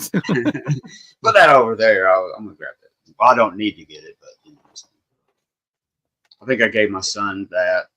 And when the Blu-ray set came out, it's got like a hard box. It's got Anakin on the front. That one. Yeah. My son was just getting into Star Wars, so I was like, "Here you go, son. Use them wisely, my son. I'll give you my widescreen Star Wars." Have you ever played the Laserdisc form, the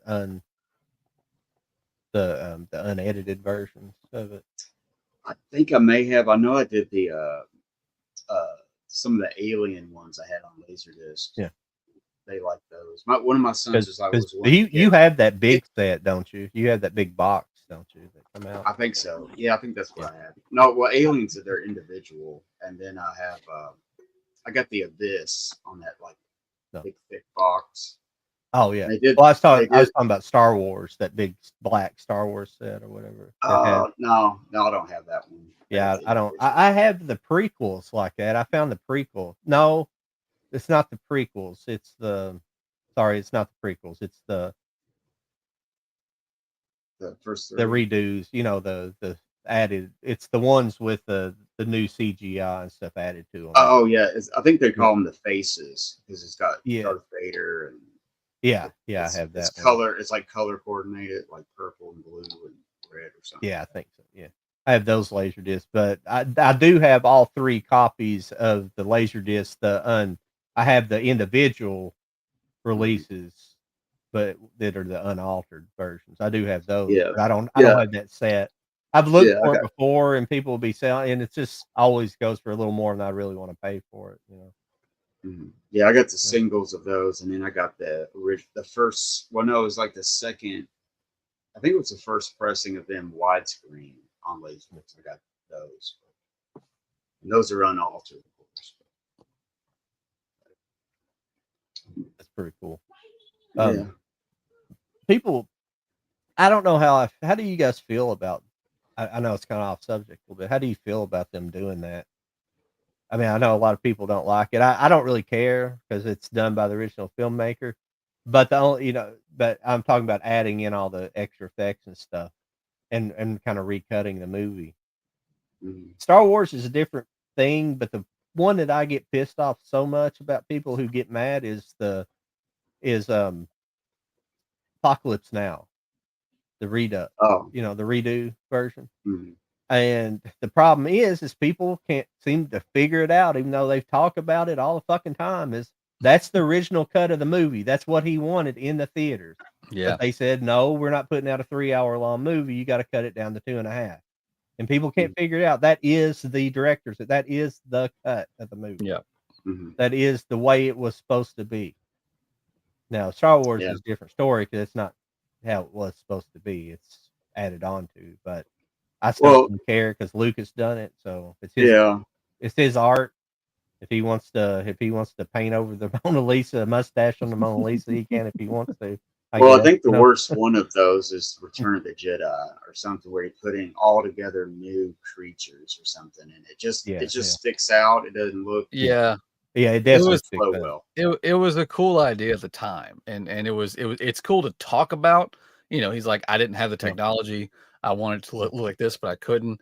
But then you watch it and you're just like, bro. You almost wish he did it like every 10 years. He's like, I went back and fixed it again. Okay, it looks a lot better now. I mean, there's some scenes it's just like it's obvious we're just throwing what was then 90s technology on top of 70s and 80s cinema, and it's like a painting. It's like a painting. It's like, don't come back and just keep, I got to add this in the back. Yeah. In 5 years, I'm going to draw a house back here. It's like, oh, just leave it alone. and the fact that he's like even selling it to Disney, we're never going to get those that original cut anywhere again. I thought that was just like very, very strange. I'm like, why are you that unhappy with that movie? And that you just refuse to do that. I'm guessing it'll happen when he dies. Maybe there's maybe there's somewhere in that contract where it's like, all right, if I'm dead, I really don't care. Or who knows, man? I don't know. That part blew my mind that he like made it a point to like you are to never release the unaltered cut of this movie. I'm like, really? It's not that. It's not bad, man. It's not bad at all, actually. Just leave it alone, It's like, just to not release it. There's thousands upon people that would say release the original cuts for us, and whoever else can have that. We don't care. We just want to see it, on Blu-ray. Which one was that? Excuse me, I was looking at the chat over here. What movie was that? Well, the Star Wars ones. Yeah, the 4, 5, and 6. New Hope. Oh yeah, okay. Where he went in and just did some little tweaking here and there, and I'm sorry, I was spaced out when you guys were. I don't understand why they won't. I could have swore back in the day that they released that there was a release of it on DVD. Oh, there was. Yeah, there? Yeah. yeah. When they came out with those with the gold and the silver boxes, Yeah. I think either before that they had single releases, Mhm. and they had the New Hope, and then on side B, or there was a separate disc, and it was just unaltered. It was basically a rip from the laser disc or something, and those were out for so long, and now they go for a lot of money, but you know they're what 720 or whatever. Yeah. Wish I would have had a peace of mind to buy those. That was like 04 because I remember where I was. No, 05, I think, because Yeah, I it's remember around where I around was there. living at when that came out. Yeah. Yeah, but see, they did that, and then people were like, "Hey, put it out on Blu-ray," and they won't put it out on Blu-ray, and it's Yeah. just. But they are out there on DVD. But Mhm. I went back about 7 years ago and like found them all because I didn't get them the first time. They were starting to get expensive then, so I don't know if they cost a lot now or what. Yeah. That's pretty crazy. It is There crazy. are some stuff I do say a lot in my videos that this won't a lot of this stuff won't never be worth anything. But it's only those rare gems that will, like that, something like that. Mhm. And you never have any idea what that will be. It's just a gamble. Yeah. And then I everything loses its value once it gets released to a Blu-ray or something. yeah, I think it's silly that. Well, it's even what's his face is coming out and doing that too. Gosh, what's his name? Did the Avatar movies and Terminator. No, Cameron. James Cameron. Yeah. Cameron, yeah, he's gone back and done that on something or another. He's kind of tweaked or something. And so I say just leave I it don't know. alone. I haven't heard him talking about it. I wish he would. It pisses me off. He's in the last Avatar movie. I liked it. I thought it was fine. I know some people didn't and didn't. But that's during the era where people were bitching constantly about everything. If it had one thing, it might be something political in it. They were like up in arms about it. And I had a brief period where I was like that too, but I finally got it back in check. Stopped watching some of the channels I was watching but um but yeah, I like that movie fine. But what I hated is he was going to make he was going to make fuck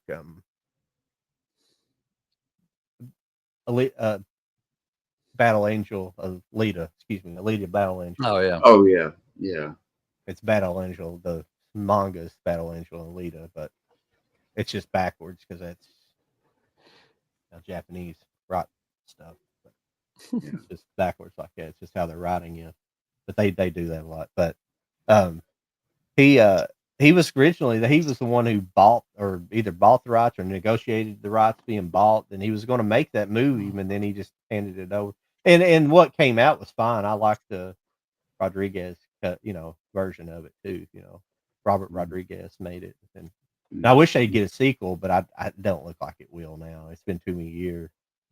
I don't know why. It just didn't do well, I guess. I just don't know why he wants to invest so much into the avatars, like do 4 of them and stuff. It's like just do something else cool, man. You got so many cool things you can probably come up with, and Yeah. He's spent way too much time on all that. yeah. You got hung up on it really hardcore. Well, how many movies could you have made? Great movies, different ideas you could have done while you've been concentrating so hard on making them. Yeah. Well, and he's really big into, I guess, I don't know if he owns a company that makes submarines now or he's something either, but they make those deep diving submarines. I don't know if he owns it, but he knows a lot about it because he was interviewed here a while back. I think he got interviewed after that Deep Horizon underwater explosion. He didn't have anything to do with that, but he's like insanely intelligent. He's like a engineer like level of intelligent. Like he understands how to break down all the components. He knows everything about that stuff. Yeah, he did that Titanic documentary IMAX thing. But yeah, it's Yeah. like all that money that's invested in Avatar, he could have come up with a new like character, a new something like how he came up with Terminator and did, you know what I mean? Like he could come out with something new and fresh, Yeah. you know, and just, you know, I don't know. I don't How get many? paid to make big decisions, so I don't know. I'll stay out of it. And maybe that it. Maybe that's it. Maybe he just made so much money. He's like, well, I'll just do this on my own. You know, I can just do whatever I want make now. it Yeah. flow and Yeah. I don't even care if there are hits or anything. I yeah. just want to do it. I want to make it. That's what I want to do. Because I just recently saw YouTube videos about that. I'd never had seen the making of Titanic, but not a lot of the making of. But this is like extreme behind the scenes of like he basically went down to I think it was either Southern California, like the Baja Peninsula, or he went into Mexico. I can't remember, but they completely built a studio. I mean, like a movie studio, like multiple warehouses, and it had like it had they built this big outdoor tank so they could build like it was basically like quarter scale, quarter to half scale replica of the ship where they could film like outer shots and had this. They designed this whole like it was like they took basically a construction crane and made like a camera hoist on it so they could do these big Sweet, tracking shots, these big massive tracking shots just for that movie, that one movie. Yeah. Crazy. I mean, but built literally a studio out of nothing. They built it in like less than a year, but they built the big, like you see in Hollywood, these big buildings for studio space. Mhm. That's interesting. I have to look that up. Multiple buildings. Yeah, it was crazy. Yeah. And just what went into it. Yeah. Well, he's a big money maker for studios, so I think they get behind him, you know, even if it's not a perfectly good idea at the time, but you know he's going to lose a lot of money on the Avatar movies. They're not going to make back what he probably put in it, but maybe so. I don't know. Now, it was one of the first 3D movies I saw in the theater that I felt that really the 3D elements really worked really well. Because there's actually some things would like float in front of your face and you'd actually like you'd actually like grab at it. With exception to that one scene in Jackass 3D where they shoot the bow and arrow at you, and until it gets right in your face, you realize it's a dildo on the end of the arrow.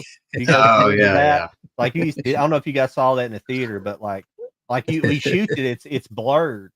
You can't really see what it is because it's kind of off in the distance. When it gets like almost right in your face, it like comes into focus, and it's like a freaking dildo. That was a good idea. Yeah.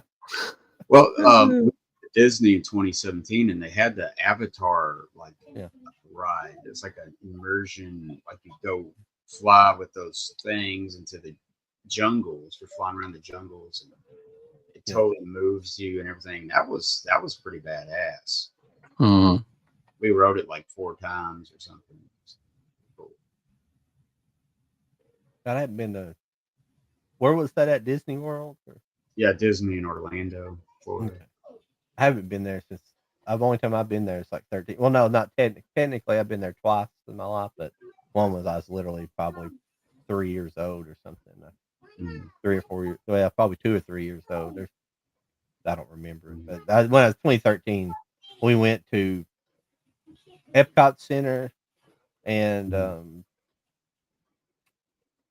think MGM Studios. I don't think we didn't go to the Magic Kingdom. We didn't go to the main area. We just went to a couple of places like that with my parents. Yeah, when I went, it was the last year I think of MGM, and they were building all the Star Wars stuff, so not all of that was complete yet. So after 2018, they got all the Star Wars stuff now. Yeah, which was it's kind of cool. But it was fun. It was expensive and fun, but you got to take your kids, once at least. Just it was fun. I had been twice, so. Now you guys ever? The reason I do it, I watch these people. They do. They're like they do. I started watching them because they do like cruises. They just I don't know why I like watching those videos sometimes. But they're also like they're not like what I would call a severe case of a Disney adult. But go they go to Disney a lot. They live in Orlando, so they like go all the time. Like they go to like Yeah. evidently Disney's become like a food destination. People go there and eat. Like there's places to eat in there, and they have special events where they do stuff like that. But they're not the people that wear like Mickey Mouse shirts all the time and stuff. Always wearing a Mickey Mouse shirt. But they do a lot of cruises and stuff like that. Yeah, there's people that do it every year, and I don't think I can do it every year. Yeah, I think they just love it, And God, I can't think of the guy's name right now. He has a YouTube channel. It's Meat. What's his name? It's like Meat Puppet or something like that. I can't. Papa Meat. That's his name. This guy named Papa Meat, but he has another channel where they make animated shows. Like he does animation in it, and it's really fucked up. It's almost reminds you of like it's pretty original looking art, but it's almost reminds you of like Ren and Stimpy a little bit. It's almost gross looking. The people are kind of gross out, kind of humans and stuff. But he did one on Disney adults, and it was just psychotic. This is basically this couple who was flying to Disney, and it's just the woman's completely obsessed with Disney, and the guy's just kind of cringy. Not and the whole plane's full of these Disney adults, and it just descends into chaos because the plane's going to have to turn around for some reason, so everybody like rebels and starts killing people and stuff, and it's the most screwed up thing you've ever seen. Oh, and somehow like the woman gets like an actual magic wand. Somehow it's like a Disney magic wand, and she starts turning, and people are wishing they could be like the characters that they like, and she starts turning these people into the characters, but they end up in these fucked up mutated versions of these characters. It's disgusting. This guy's funny, but he makes videos too. He just talks to different subject matter, stuff like that. Yeah, there's a ton of stuff about Disney. Yeah.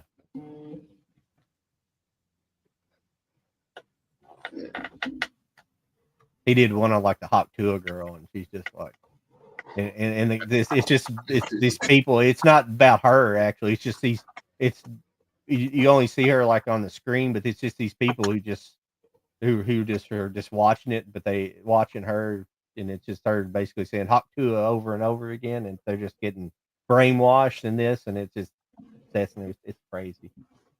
Oh, okay. I see. I looked it up. I see. Meat Canyon. Yeah. Disney adults. Yeah.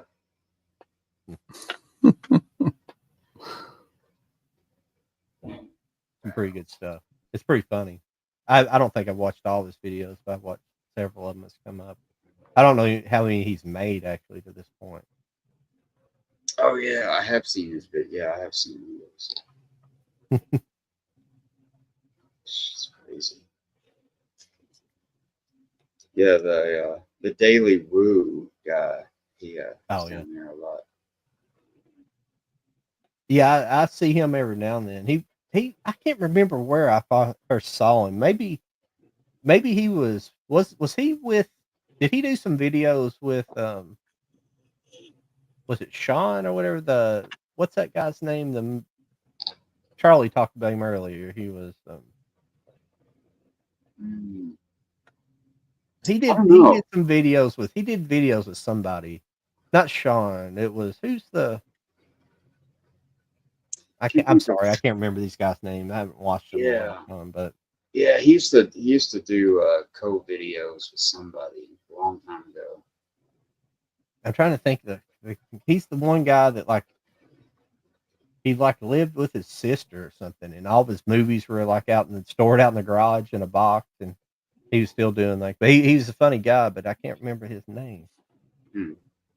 Yeah. Mm-hmm. Yeah, I started watching.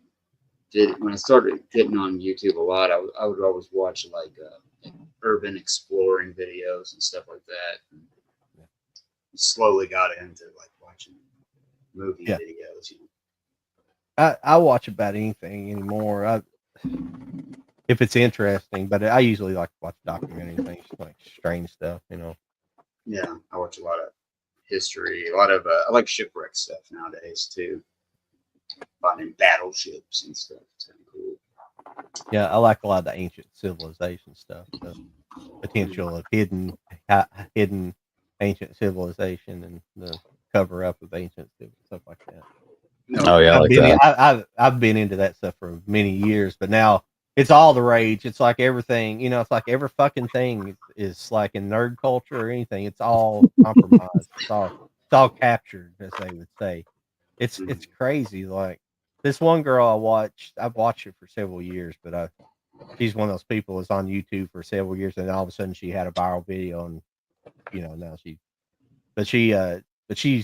goes around and covers these cons, and she covered like the board. I can't remember the name of it, but it's basically a con in Indianapolis for board games. You know, different types of board games and stuff. You know, all these. And I'm not talking. You know, I'm talking about the serious kind of Axis and Allies stuff like that. You know, like. But there's stuff I don't even know about.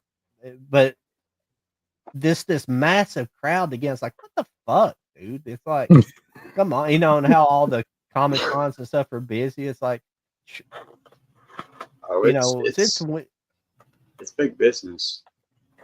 I mean, it's just weird. I guess they're always for this many nerds, but it just doesn't.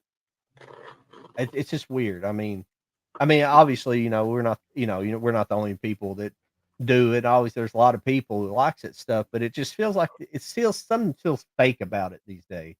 You see people dressed up and. Like the only movie they've ever watched in their whole fucking life is Ghostbusters. Wearing like Ghostbuster costumes, and and most of these people, their knowledge of pop culture and movies isn't far beyond Ghostbusters. The Ghostbusters or the Goonies, Mm-hmm. Yeah. And those are great movies, no doubt, but they just, they spend too much time on it. It's just something. Yeah, there's just something weird. It feels weird now. It doesn't feel natural because I like anime, and like when I first started watching anime in like the late '90s, like I say it, but it was kind of literal. You kind of got made fun of for watching it. You couldn't get anybody to watch it, and now it's like all the rage. They got so many people traveling to Japan that they the Japanese are getting annoyed at it. They've had like one of the biggest years for tourism ever. It's like, Jesus Christ, I love anime, but it's like I'm not going to go there just for anime. I mean, I like to go there one of these days, but not now. Apparently, too many white people walking around. Go home. People. Yeah. Well, it's Attack of Godzilla's. Yeah. But well, I watched this guy's video came up, and it was like how there's certain anime. It's like this anime changed my life, and it's an anime called Love Live, and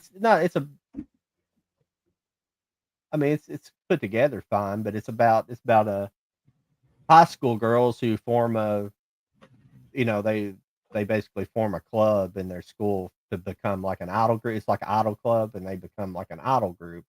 And I think they I couldn't finish it just because it wasn't bad. It was just not my thing. And it was this guy talking about how this show changed his life to the point where he was going to go to grad school in Japan and all this stuff. I was like, Jesus Christ. I mean, like nothing changes my life, but like that. But I mean, not to that level, not an anime about a girl band, Yeah. But I mean, I try to find the strange things, and it could be, in anime, and I try to find strange things out there. I like it a lot. But it's varied though. There's all kinds of subject matter, and I think a lot of people don't like it because all they think about is like Pokemon. They think it's all Pokemon and stuff like that, or something like that. And yeah, it's huge. Right. Yeah, this one's good. I haven't finished it yet, but this is a good one. It's called Kids on the Slope. It was done by the Cowboy Bebop guys. It's Oh. it's a music anime. It's about these people kind of coming together to form a jazz band. It's a bunch of people meet in school and they're forming a jazz band together. So it's supposed. I've watched a couple episodes. It's really good. I've had this for a while. I never watched it, but it's just all kinds of crazy stuff. And I've watched one that just came out this year that's really good. It's called Takami's Original Sin. And it's about this little pink squid that comes from the planet Happy, and he comes down here to make like he's to basically try to make people happy or to change, help change the. So it starts out that he starts talking to this high school, as well as this schoolgirl, and she's kind of grungy looking, and she's, obviously kind of troubled, and he comes to find out she's being bullied really heavily by like that popular girl in class, and she is kind of poor, but her mom's like basically a prostitute, and her life is just terrible. She just keeps getting beat up, and he has these like tools where he has this like camera. If he has a picture of her, he can revert time back to like that time. So he keeps trying to change the time. And he has this other, it's like a rope, like a sash that does something. And one day she's like, "Can I borrow that?" And he's like, "Usually I don't let people do this," but he gives it to her. So he ends up going to her house to find her, and she hung herself with it.